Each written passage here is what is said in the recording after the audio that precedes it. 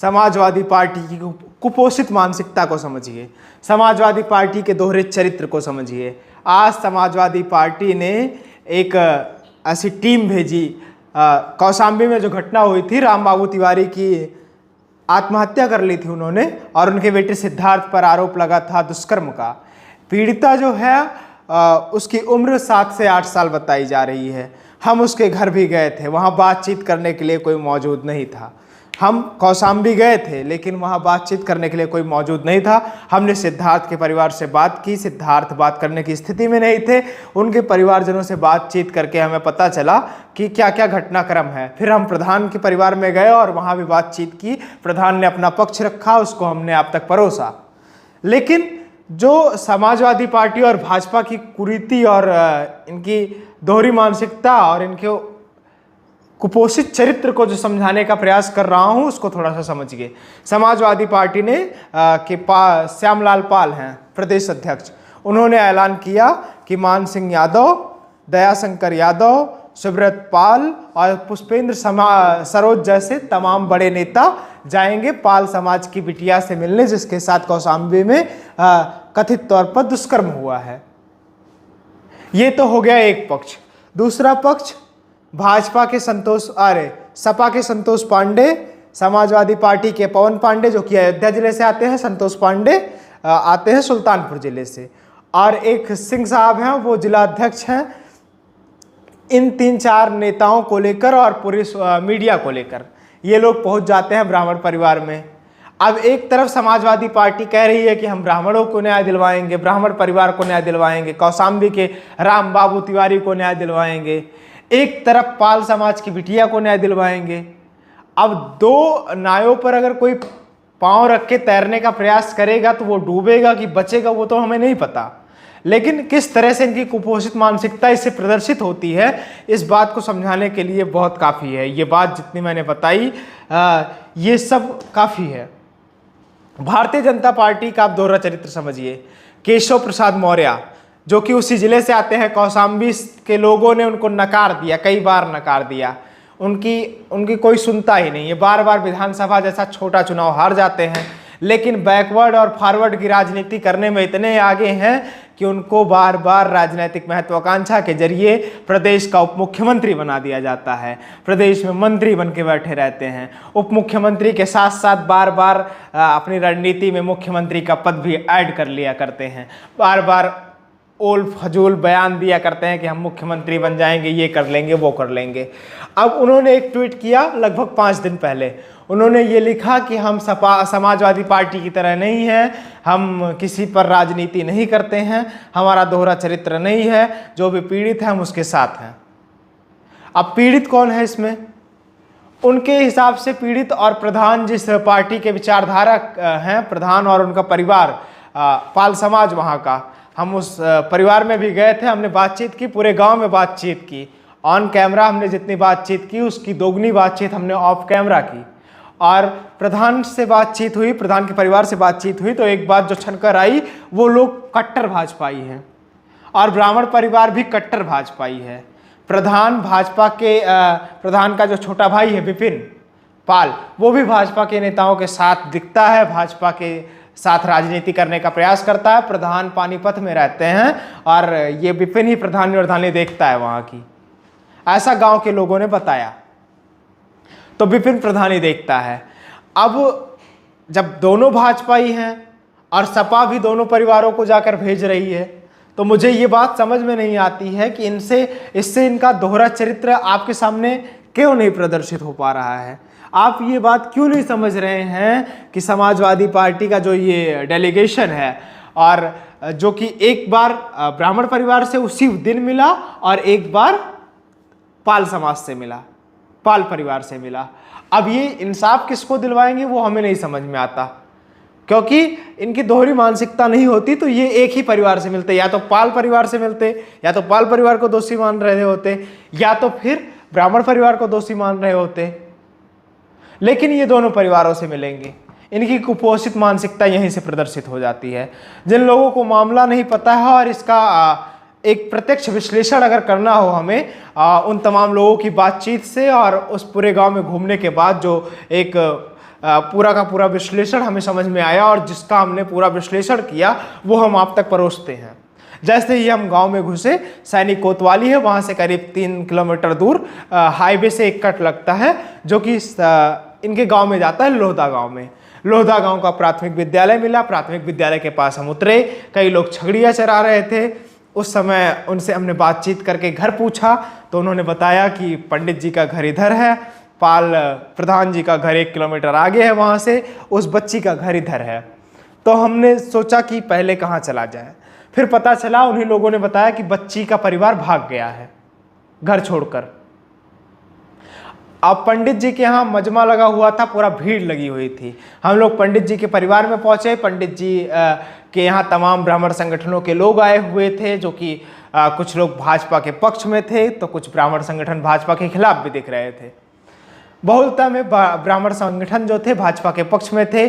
कड़वे सवाल किए उनसे। उसके बाद सिद्धार्थ से हम मिले। सिद्धार्थ से मिलने के बाद सिद्धार्थ ने हमें बताया ऑफ कैमरा कि प्रधान धमकी दे रहा है कि हमारी हत्या कर देगा प्रधान का परिवार। प्रधान 25,000 का इनामी है, प्रधान गायब है अभी तक, वो हमारी हत्या कर देगा, सिद्धार्थ के परिवार ने बताया। फिर सिद्धार्थ ने रोते हुए, जैसे उसके मस्तिष्क पर ये सवार था कि प्रधान मुझे मार देगा, प्रधान मुझे मार देगा, तो उसको सांत्वना देते हुए हमने बार बार समझाया कि हम सब आपके साथ हैं, आपको कुछ नहीं होगा, आपको कोई नहीं मारेगा, कोर्ट ने आपको जमानत दिया है तो कोर्ट न्यायालय है, कुछ समझ के ही जमानत दिया होगा। इन तमाम पहलुओं पर हमने उनसे बातचीत की। वो ऐसी स्थिति में नहीं थे कि हम उनसे ऑन कैमरा अच्छे से बातचीत कर पाएँ, वो हम उनके साथ एक साक्षात्कार कर पाएँ। फिर हम गाँव में आगे बढ़े तो हम गाँव के आखिरी कोने पर पहुँच गए। आखिरी कोने पर 2 बैल बंधे हुए थे, 2 भैंसें थी और एक गड्ढा। परिवार झोपड़ी में रहता था। उस परिवार के पास हम गए, बातचीत करना चाहा। वहाँ कुछ महिलाएं और बच्चियां भी बैठी हुई थी। बातचीत करना चाहा लेकिन बातचीत हो नहीं पाई जिस हिसाब से हम चाह रहे थे। उसके बाद और आगे आए, एक काली माई का चौतरा मिला। वहाँ के सामने प्रधान एक तालाब बनवा रहा है, आधा खुदा हुआ है, आधा उसका बाउंड्री पेंटा हुआ है। उसके बाद उसके सामने कुछ महिलाएं खड़ी थी, उनसे भी हमने बातचीत की। उन्होंने बताया कि प्रधान का घर इधर से जाएगा। प्रधान की वहाँ पर चमचमाती हुई एक फ़ोटो लगी हुई थी। और उसके बाद हम प्रधान के घर गए। प्रधान के घर गए तो प्रधान का घर जो था वो 2 तल्ले का था। पूरी तरह से संपन्नता थी और पाल बिरादरी में भी पूरी तरह से संपन्नता थी। वहाँ के पंडित जी के घर ऐसा कुछ नहीं था। पंडित जी के घर कोई संपन्नता नहीं थी, कोई चमक धमक नहीं थी। पंडित जी का परिवार मुझे जहाँ तक लगता है पूरी तरह से गरीब है। लेकिन प्रधान का परिवार बताया हमें कि पंडित जी के पास 12 बीघा इधर खेत है, तो उससे वो लोग रसूखदार हैं, हमारे साथ सामंतवादिता का व्यवहार करते हैं। ऐसा पाल समाज के लोगों ने हमें बताया, प्रधान के घर के लोगों ने बताया। प्रधान के परिवार से हमने बातचीत की। अगर आप ये वीडियो देख रहे हैं तो इसके नीचे बगल आप जाके देखेंगे तो कौशाम्बी का पूरा प्रकरण और उसका वीडियो संलिप्त है। आप जाकर एक वीडियो देख सकते हैं। तो फिर हमने पाल परिवार से बात की। पाल परिवार ने कहा कि आप लोग पहले रिपोर्टर हैं जो यहाँ पर मौजूद हैं, हमसे बातचीत कर रहे हैं, हमारा पक्ष रखने का हमें अवसर दे रहे हैं। और उसके बाद फिर बातें जो छनकर आई उसमें ये बात समझ में आई कि वहाँ पर सबको नहीं पता था कि मामला क्या है। एक बुढ़िया दादी थी, उनको पता था, लेकिन वहाँ पर एक मनीष पाल थे और एक अमित पाल थे। अमित पाल जो थे उन्होंने सिद्धार्थ को पढ़ाया था, जिस पर रेप का आरोप लगाया जा रहा था। सिद्धार्थ को उन्होंने पढ़ाया था। उन्होंने खुद कहा कि सिद्धार्थ ऐसा चरित्रहीन नहीं था और उसका दिमाग पूरी तरह से दुरुस्त था। वो लड़कियों पर कैट कॉलिंग नहीं करता था। उसका मोहल्ले में ही हमारे खेत है, मोहल्ले में करीब 50 लड़कियां थी। हम जब वीडियो बना रहे थे उस समय उस गांव की सारी लड़कियां, सारी महिलाएं वहां पर एकत्रित थी। हमने पूछा बार बार अमित से ये बात, क्या आपके यहाँ पाल बिरादरी में आके या इस समाज में आके या कोचिंग जहाँ आप पढ़ाते थे वहाँ वो कभी भी लड़कियों के साथ कैट कॉलिंग करता था, लड़कियों के साथ अभद्र व्यवहार करता था? लेकिन अमित ने एक भी बार ऐसा नहीं कहा कि वो ऐसा अभद्र व्यवहार करता था। मनीष ने कहा, और मनीष की भाभी थी जो कि मास्क पहनी हुई थी, उन्होंने कहा कि हम सबको पता है, शायद से मामला ये है। फिर मामला ये था अभद्र, मतलब आपत्तिजनक बातों का प्रयोग एक दादी ने किया और उन्होंने कहा कि ऐसा ऐसा उसके साथ हुआ, बच्ची ने ऐसा बताया, जो कि आपत्तिजनक है, हम बता नहीं सकते, ना ही वीडियो में हम डाल सकते हैं। फिर दादी ने हमें ये बताया और दादी भी बताते हुए पूरी तरह से परिश्रम कर रही थी। फिर जो बात छनके आई, मनीष ने कहा कि पूरे गांव को मामला पता है, तो हमने ये जानने चाहा कि आपके परिवार में प्रधान जी के साथ का पूरा गांव था, जो पूरे गांव को ये बच्ची ने जो बताया वो पता है। इसके बाद हुआ एक उपयुक्त विश्लेषण। फिर हम गांव से बाहर निकले, गांव से बाहर जा रहे थे, हम बच्ची के परिवार में जानने गए। वहाँ पर उसके घर के सामने हमने जानने का प्रयास किया कि बच्ची की स्थिति क्या है, लेकिन वहाँ घर पर कोई मिला नहीं, ताला मारा हुआ था। वहाँ का जो बच्ची के साथ एक प्रत्यक्षदर्शी लड़का और था, शुभम, जिसकी उम्र करीब 9-10 साल हुई, वो उसने बताया, तमाम लोगों ने, उसके परिवार ने बताया कि जो ये हुआ था घटनाक्रम, इसमें सिद्धार्थ के घर रामायण था और सिद्धार्थ ने हम लोगों को भगा दिया वहाँ से थप्पड़ मारकर।